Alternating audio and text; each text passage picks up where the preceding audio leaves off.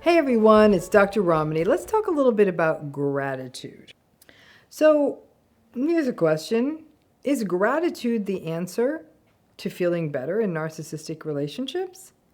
It seems too easy, and it kind of is. Before we get into talking more about gratitude, though, I wanted to take a moment to talk about something personally exciting. I have a new book coming out in February called It's Not You. That's February of 2024. It's available for pre-order now. Click the link in the video description to check it out. I'd love if you would get it. Thank you. So let's talk a little bit about gratitude, and gratitude to you for even considering pre-ordering my book. But let's break down this idea of gratitude. Lots of people in the world of positive psychology and cheery Instagram posts talk about gratitude. They have gratitude.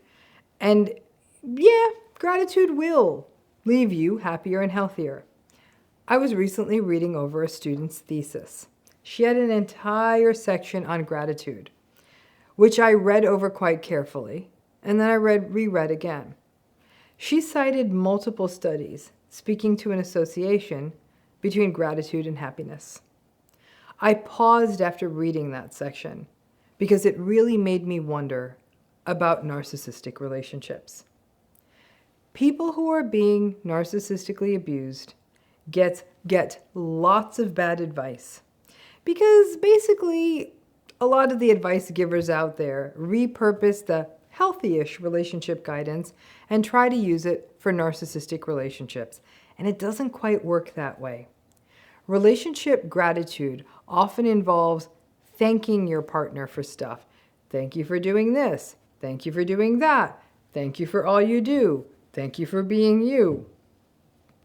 After you throw up in your mouth after saying that to the narcissist over and over again, you can see that all you are doing is doubling down on giving a narcissistic person supply. A narcissistic person who may think, well, I guess I'm all that in this relationship because they're saying thank you. And of course they're saying thank you to me. Why wouldn't they? I'm great. Now, most relationship books are not written for people who are in narcissistic relationships, just as most content out there is not written for people in narcissistic relationships. And that can be confusing. Gratitude journals, gratitude in relationships. It seems easy, and yet, especially when you are supposed to show gratitude for the person in the relationship as a tactic to make the relationship better, it simply does not work. But there is too much good research out there supporting the power of gratitude, and I completely agree about its power. So how are people in narcissistic relationships supposed to benefit from it? There is a lingering belief, especially driven by the trauma bond and the powerlessness that can be felt in these relationships, that you always need to do more. Do more for them, to make them notice you, to win them over, to make them see you. And the gratitude stuff can actually play on that self-blame. You may think, oh shoot, I wasn't grateful enough. I didn't show enough gratitude. I didn't find that one good thing they did, which is basically like trying to find a contact lens in a swimming pool. And maybe it's me, right? I'm the one who's sour. I'm the one who sees the glass half empty. If I really try, I will see that they actually closed the refrigerator when they were done. I could have thanked them for that. Nah. Before long, you will be thanking them for eating the dinner you prepared for them.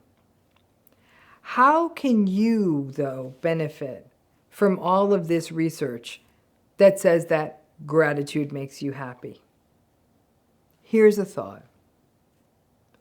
Move the focus to yourself.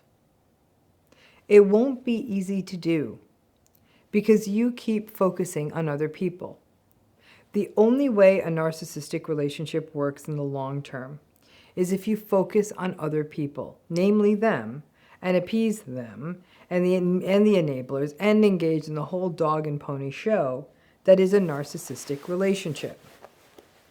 The reason gratitude seems to work is that it forces your focus into the moment.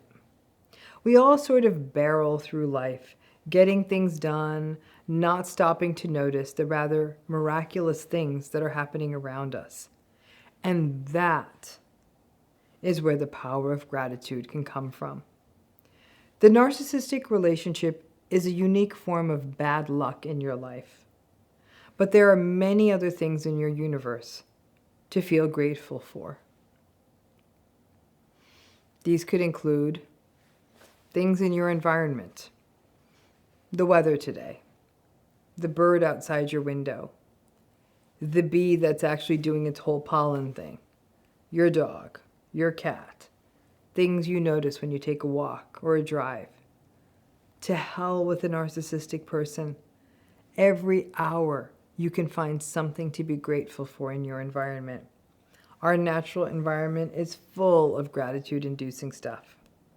Another thing are the things you can do or taste or feel, something you read or something you ate. I am a very bad vegetable grower.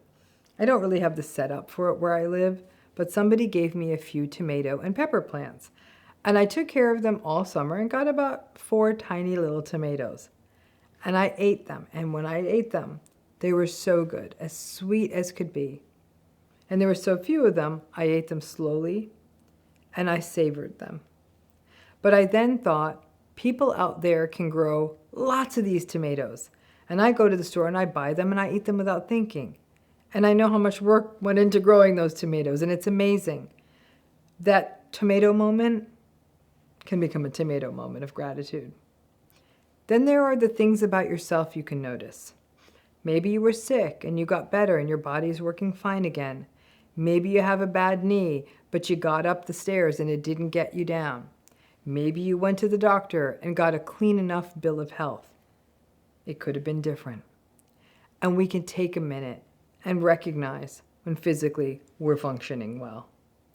I am not telling you to see the bright side of things. I think I'm allergic to optimism, especially empty optimism. But the power of the whole gratitude thing is that we take a moment to attune to the moment and pull something out of it. It's not about turning something bad into something good. It's not about half-empty glasses becoming full, but rather, what a gorgeous flower, or the sky is so red tonight, and I'm thankful I live in a place that looks like this. The mindfulness piece is where the win is happening, and training and focusing on the gratitude-inducing thing is a bit like lifting weights to strengthen a different set of muscles. This isn't about walking around and muttering affirmations to yourself like, I'm thankful for the itty-bitty birds. I'm thankful for the air in my lungs. It's not that. It's about noticing things that might matter to you and maybe even just made your life easier or more pleasant for a moment. It's the attuning to the environment and seeing what there is. Hell, it may just be that I'm grateful that the roof didn't leak in the last rainstorm, or I'm grateful I woke up this morning, or I'm grateful that the milk isn't spoiled, or I'm grateful that the holiday today means that there's less traffic. There are always things to take notice of.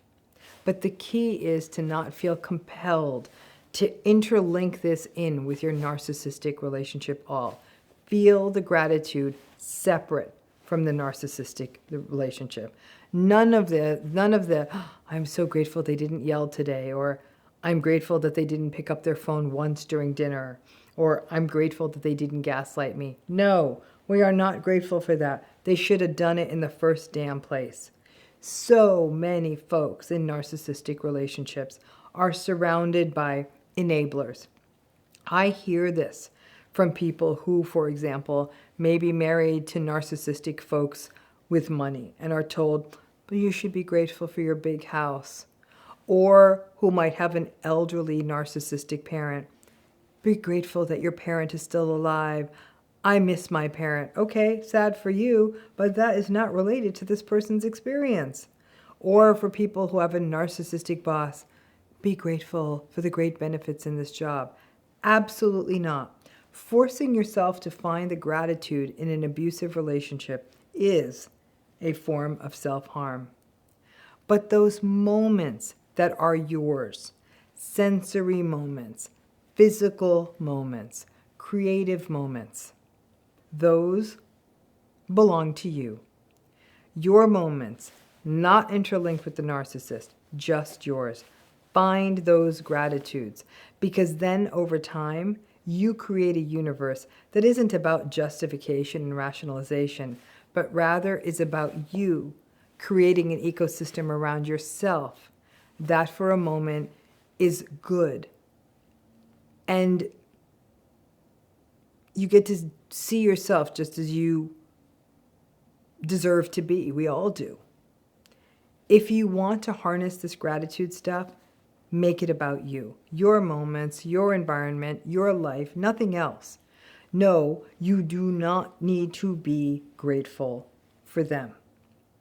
But taking that moment, and even if it is being grateful for how the sun lights the orangey undertones of your cat's fur, it forced that moment of recognition, of being in the moment and out of the rumination.